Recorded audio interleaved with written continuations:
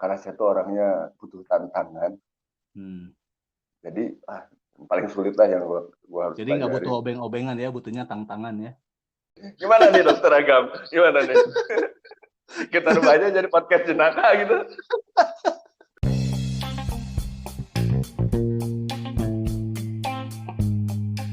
Halo, selamat datang di podcast Dokter Gigi Gaul.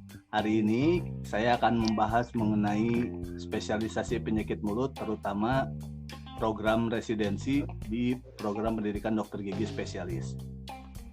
Saya tidak akan sendirian. Pada episode kali ini saya akan mengundang narasumber yang cukup cetar membahenol, salah satu legenda di FKG Unpad,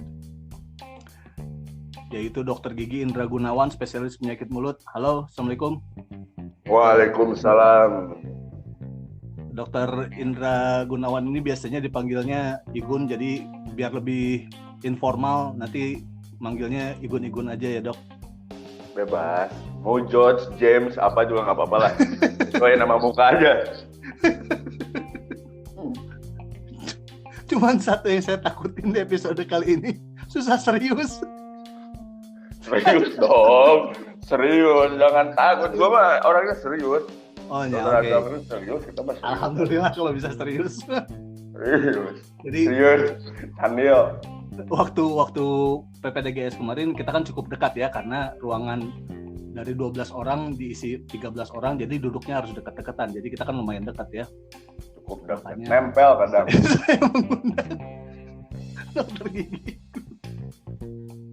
untuk ngobrol bareng kita hari ini. Oke, kita mau sharing-sharing pengalaman mengenai PPDGS penyakit mulut. Yang pertama nih, kalau boleh tahu kenapa di awal memilih untuk spesialisasi penyakit mulut? Ini memang pilihan utama atau karena satu dan lain hal bukan pilihan utama? Gitu. Sok mangga, Dok. Utama. Jadi ini jawaban sombong atau jawaban kumaha? Anu serius berdasarkan Iya, pengalaman. memang kalau dari secara pribadi sebenarnya gini. Faktanya saya tuh ikutan daftar dari PPDGS OM itu 2 kali itu penyakit mulut tuh. Yang pertama saya segitu niatnya. Terlihat kan betapa penuh dedikasi obsesinya gitu. Wah. Yang pertama gagal, yang kedua baru diterima. Gitu. Okay. Jadi memang itu sudah jadi istilahnya apa ya? Buat saya OM itu kan pelajaran yang sangat sulit. Nah, karena saya tuh orangnya butuh tantangan. Jadi paling sulit lah yang gua harus. Jadi nggak butuh obeng-obengan ya, butuhnya tantangan ya. Iya. Soalnya obeng susah. Kalau kan jadi pakai buat ngambil. Ini kan kita mau serius nih. Gimana nih Dokter Agam? Gimana nih? Kita rubah aja jadi podcast jenaka gitu. Biar anti mainstream. Dari kemarin serius terus pembahasan. Saya juga mencari hiburan. Ya gitulah. Pokoknya intinya memang secara pribadi itu sudah sangat suka gitu. Karena awalnya sulit gitu ya motivasinya, jadi kita tahu gitu ya. Memang sih. Kalau saya sendiri memang kalau dibilang motivasi waktu itu di puskesmas, pas tugas di puskesmas itu kan banyak lesi-lesi aneh yang ketemu karena banyak juga penderita-penderita penyakit sistemik yang datang dengan keluhan rongga mulut kayak start TB gitu ya, dan saya nggak tahu itu apa, makanya merasa penasaran kemana ini pelariannya. Oh, sepertinya penyakit mulut cocok nih. Ternyata saya salah. Penyakit mulut ternyata jelimet. Memang kalau dibilang dari segi ilmu, penyakit mulut itu seperti yang gampang karena kita cuma ngapalin doang. Ya, waktu betul. Prakteknya mah betul. Begitu ketemu tampilan klinis, semua lesi putih, kayaknya putih aja ya. Putih aja. Merah kok kayak merah aja. Sariawan kok semua sariawan. Disitulah baru kita ngomong, aduh, kumaha ieu.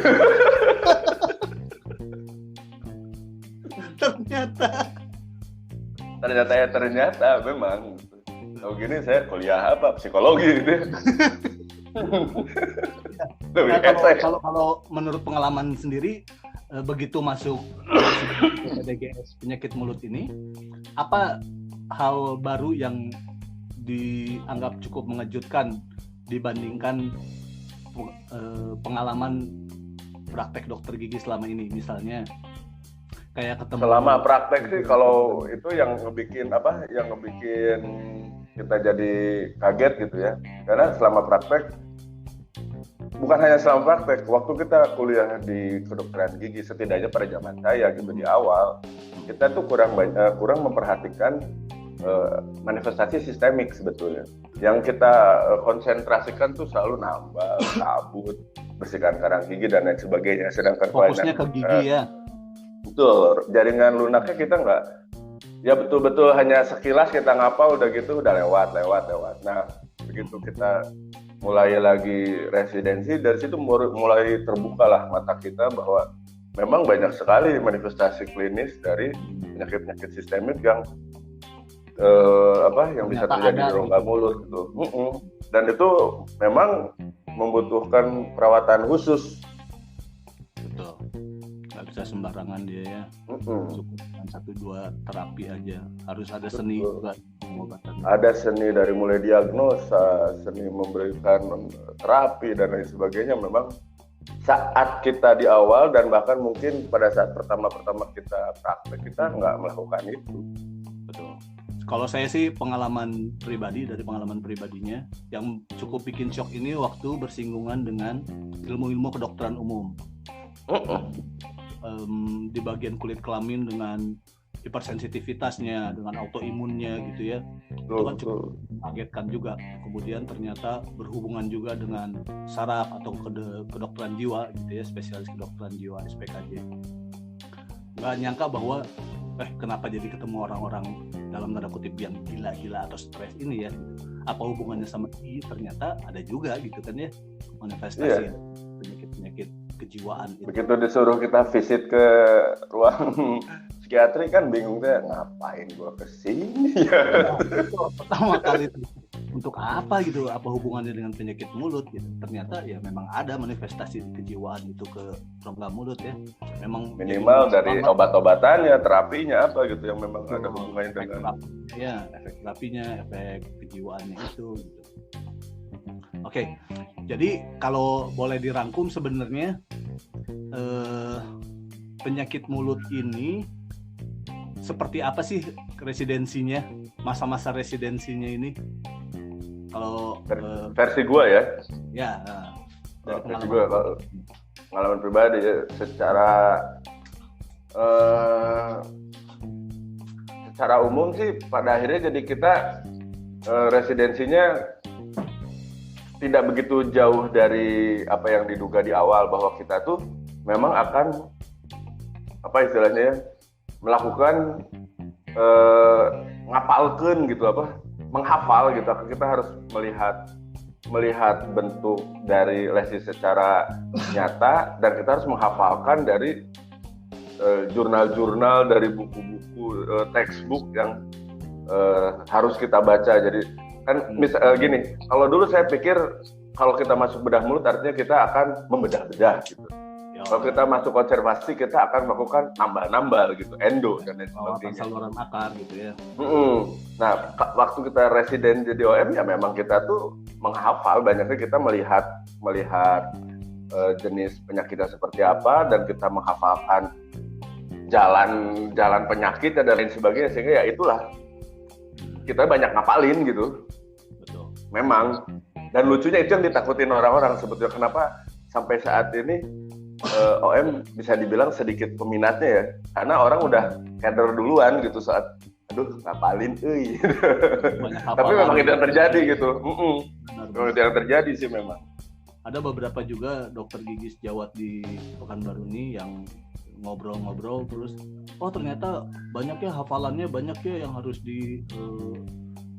diingat bahwa perjalanan penyakitnya seperti ini, makanya terapinya harus seperti ini, kemudian obat-obatannya langsung mundur gitu.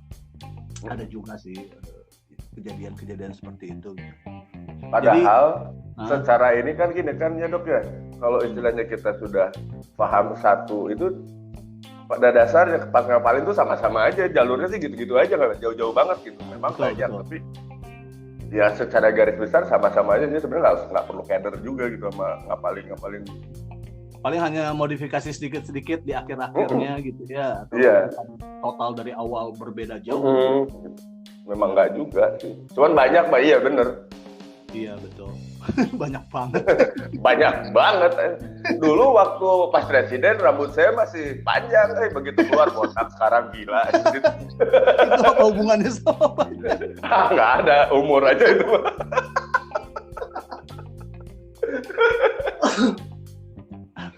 Oke. Gini, sebelum kita lanjut kita break dulu sebentar. Nanti kita sambung lagi di bagian 2. Oke. Signing off sebentar.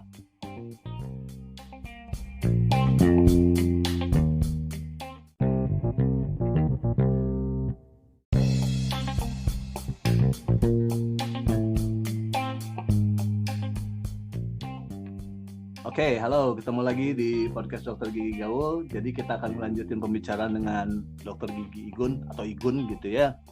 Dokter Gigi Indra Gunawan, maaf, atau yang biasa dipanggil Igun, mengenai seputar penyakit mulut dan atau residensi PPDGS-nya.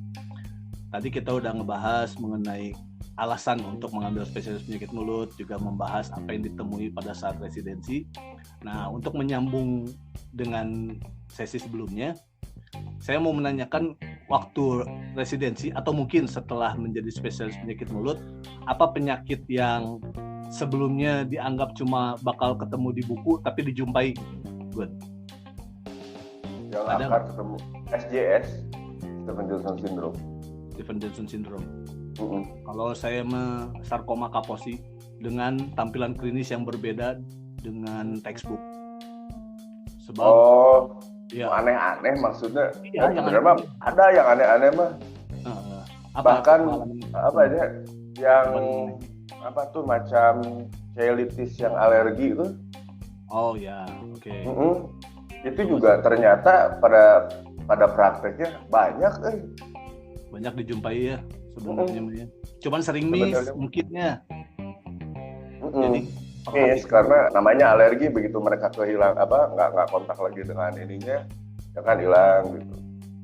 Cuman realnya banyak. Betul. Kalau tipe pasien ada yang aneh-aneh nggak ketemu pas penyakit mulut? Kalau saya pribadi ya, misalnya ada satu pasien yang meyakini bahwa mulutnya nih bau banget gitu, sampai dia menganggap bahwa orang-orang akan merasa keberatan pada saat dia bicara. Padahal selama dia konsultasi, dia ngobrol, nggak ada reaksi negatif dari saya atau perawat gigi yang ada di ruangan ya.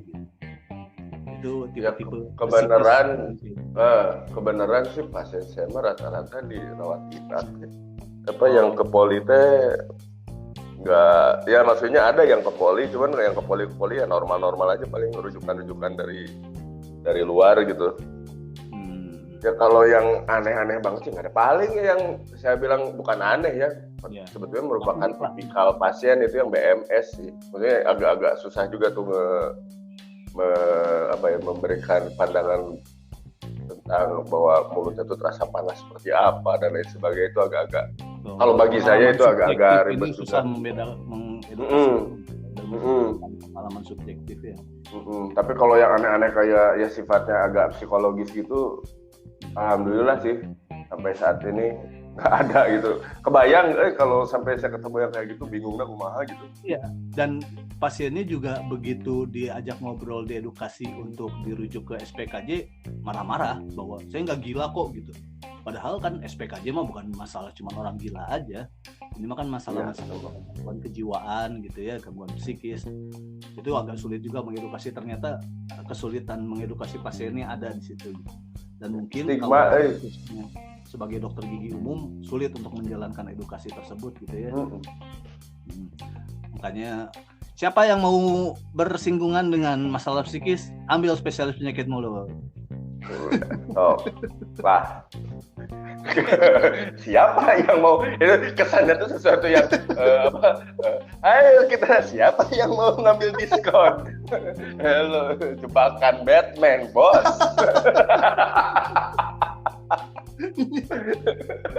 usaha itu Tapi sosialisasi. tenang. Kita Iya, tapi mensosialisasikan tenang. spesialis penyakit mulut, Bray.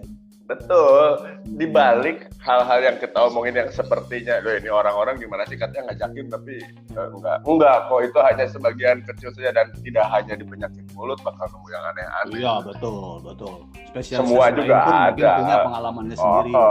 Ya ini mah kita mau bercanda tapi serius gitu. Ya. Bukan serius tapi bercanda ya, kalau serius tapi bercandanya cuma berapa persen gitu. Benar. Ini mah lebih banyak bercandanya. Bercandanya lebih gede. Ini serius.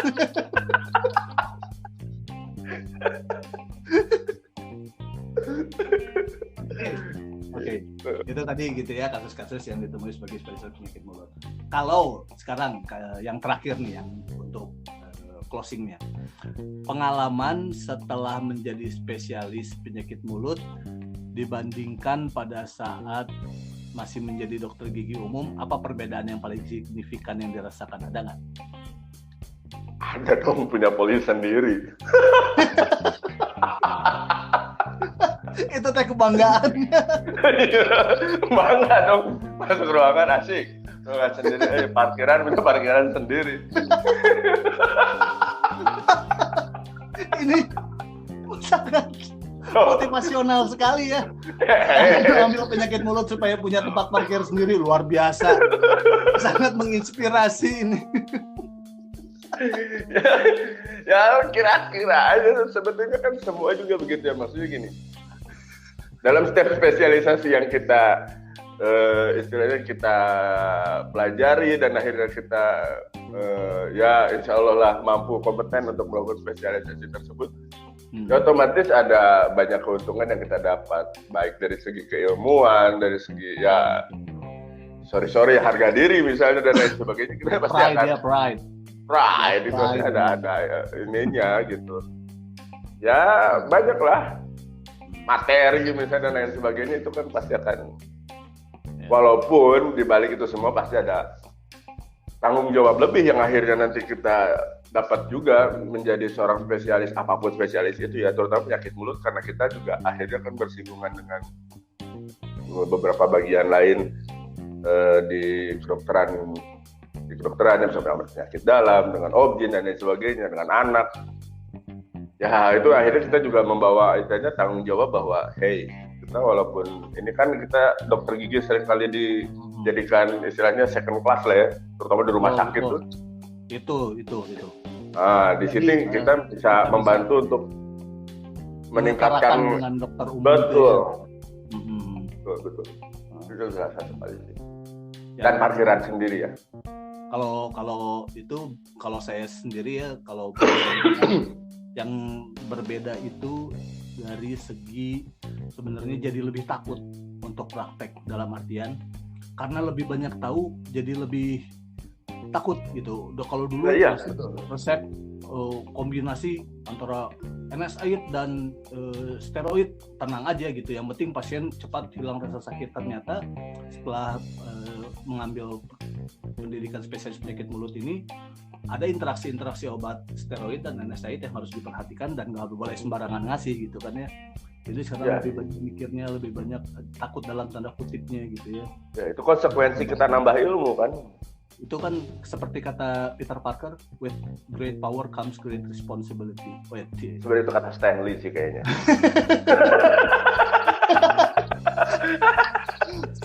Aing guys, totalitas menguat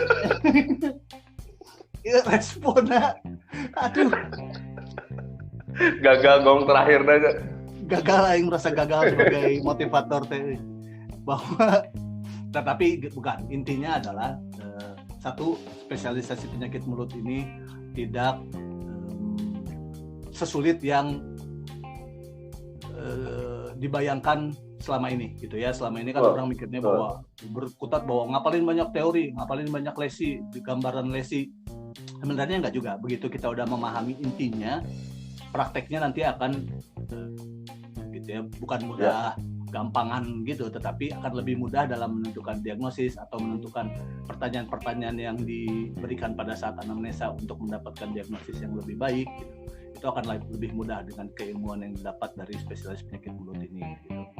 Kemudian bahwa dengan mengambil spesialisasi penyakit mulut ini akan bertambah juga keilmuannya, nantinya mungkin praktekannya akan lebih bermanfaat, akan lebih memberikan banyak manfaat kepada pasien, kepada keluarganya, atau kepada diri kita sendiri. Dan yang paling penting bahwa dengan spesialisasi penyakit mulut ini kita dapat parkiran sendiri gitu ya. Itu yang jelas itu ada pelang namanya lah gitu. Jadi kita nambah dengan parkiran sendiri gitu. Itu sebetulnya dari semua yang diomongin itu semua kan general ya, kecuali parkiran itu loh. Yang lain mah sifatnya objektif, parkiran dan polisi sendiri adalah subjektif. Itu subjektif, betapa nikmatnya gitu masuk ke dalam ruangan cuma sendirian. Biasanya mah nyampur 2-3 gitu ya, 2-3 iya. ruangan teh. Benar. Oke, kayaknya demikian dulu untuk episode kali ini.